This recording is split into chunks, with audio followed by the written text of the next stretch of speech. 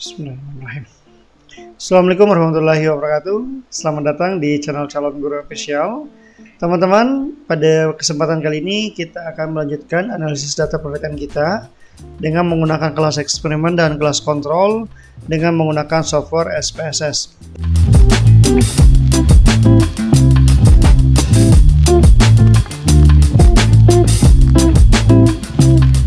Pada video sebelumnya kita telah melakukan uji normalitas dan uji deskriptif. Bagi teman-teman yang ingin nonton videonya silahkan dicek di link di atas ya teman-teman.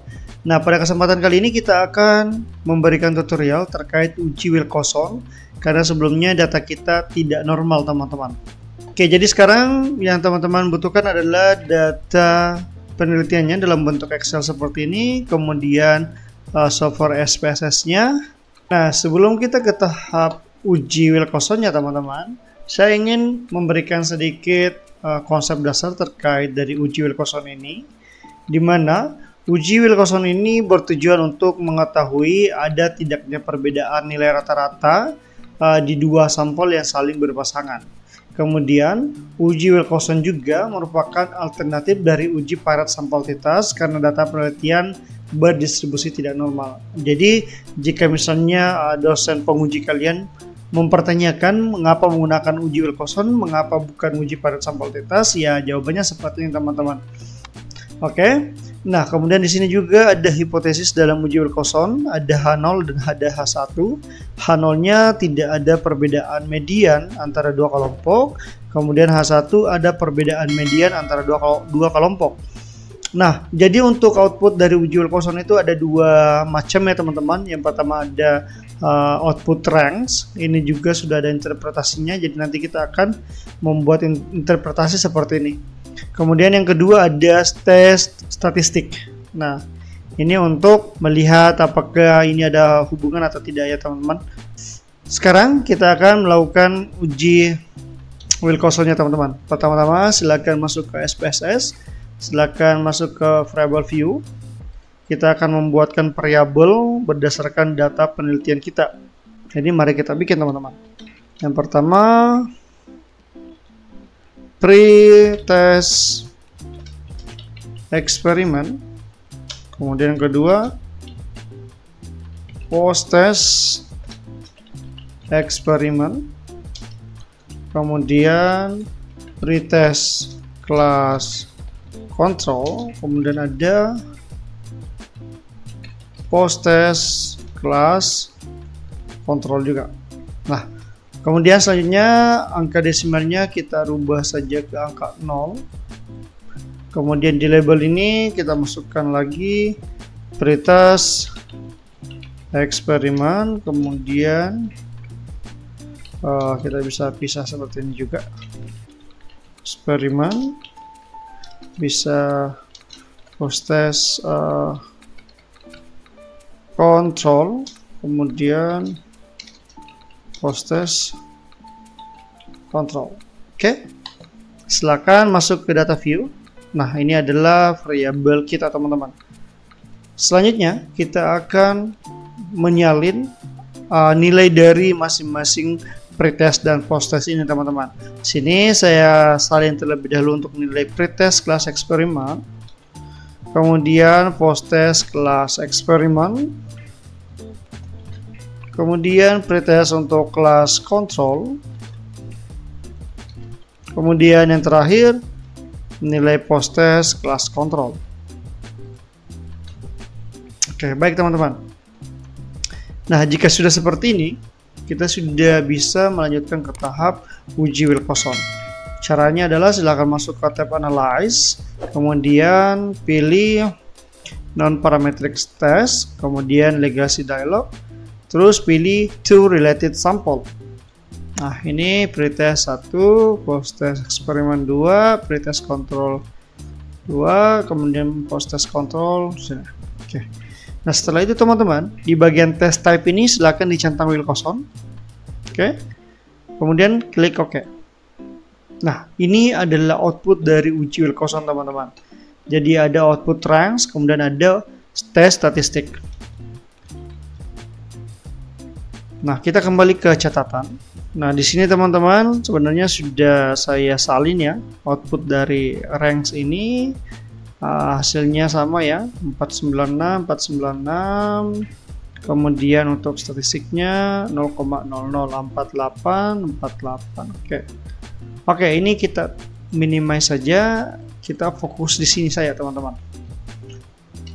Oke. Nah, jika teman-teman sudah memperoleh hasil dari uji Wilcoxon, saatnya kita akan memberikan interpretasi teman-teman. Nah, di sini ada output ranks. Interpretasinya itu kita akan memberikan interpretasi masing-masing kelas, baik itu eksperimen maupun kelas kontrol. Nah, teman-teman bisa lihat di sini untuk yang pertama ada post-test eksperimen PBL versus pre-test eksperimen PBL. Oke. Nah, yang pertama negatif ranks atau N itu berjumlah 0, di mana artinya tidak ada data di mana skor post-test eksperimen lebih rendah dibandingkan pre-test eksperimen PBL. Artinya semua nilai yang ada di post-test eksperimen itu nilainya lebih besar dibandingkan di pre-test eksperimen. Oke. Kemudian yang kedua, positive ranks, yang ini positive ranks. N berjumlah 31, artinya semua data atau 31 peserta menunjukkan bahwa skor post-test eksperimen PBL lebih tinggi dibandingkan pre-test eksperimen PBL, di mana nilai rata-ratanya itu berada di angka 16 dan total ranknya 496. Ya. Nah, kesimpulannya, seluruh peserta mengalami peningkatan skor dari pre-test ke post-test pada kelompok eksperimen. Oke. Nah, bagaimana dengan kelas kontrol? Nah, kelas kontrol kita bisa lihat di sini ya teman-teman. Oke, supaya kalian bisa melihat hasilnya, saya bagi dua. Oke, ini ya, kita fokus di sini ya teman-teman. Negative ranks N sama dengan 0. Tidak ada data di mana skor post-test kontrol lebih rendah dibandingkan pre-test kontrol. Ya, sama seperti kelas eksperimen tadi ya teman-teman. Kemudian positive ranks N31, semua peserta menunjukkan bahwa skor post-test lebih tinggi dibandingkan pre-testnya. Main rank 16, kemudian totalnya 496 ya, sama ya dengan kelas eksperimen. Nah, kemudian teman-teman, langkah selanjutnya untuk melihat apakah ada peningkatan pada kelompok eksperimen dan kontrol ini signifikan secara statistik, kita perlu menunjukkan atau kita perlu merujuk pada tabel Asymptotic to Tell pada output test statistik. Oke. Nah, kita fokus di sini teman-teman. Kita fokus di sini, kita lihat interpretasinya. Untuk melihat apakah ada peningkatan, kita lihat dari tes statistik. Berdasarkan output di atas, kolom kelas eksperimen PBL, nilai Z, ya ini ya, nilai Z 4.864 menunjukkan adanya perubahan signifikan dalam skor. Kemudian nilai Asymptotic to Tell 0,00 lebih kecil daripada 0,05 menunjukkan bahwa perbedaan antara post-test dan pre-test pada kelompok ini signifikan secara statistik. Dengan kata lain, metode PBL memberikan dampak yang signifikan terhadap hasil belajar siswa. Oke. Kemudian kolom kelas kontrol yang ini ya teman-teman. Nilai Z-nya juga 4.874 menunjukkan adanya perubahan signifikan dalam skor. Kemudian nilai Asymptotic 0,00 lebih kecil daripada 0,5 menunjukkan bahwa perbedaan antara post-test dan pre-test pada kelompok kontrol ini juga menunjukkan signifikan secara statistik. Nah, kesimpulan umumnya teman-teman, kedua kelompok menunjukkan peningkatan yang signifikan dari pre-test ke post-test.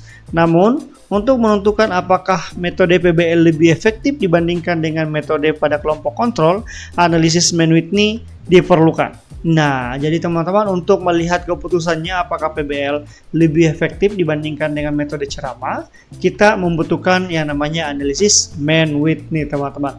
Nah, jadi setelah video ini, kalian bisa menonton video saya di video tutorial Mann-Whitney teman-teman. So, untuk pengujian uji Wilcoxon ini cukup sampai di sini teman-teman. Apabila video ini bermanfaat, silakan di like, di share, dan di subscribe. Apabila kalian masih bingung, silakan tinggalkan jejak di kolom komentar, nanti akan saya jawab teman-teman. So, saya rasa cukup sekian ya teman-teman. Terima kasih banyak sudah menonton, sampai ketemu di video selanjutnya. Bye bye.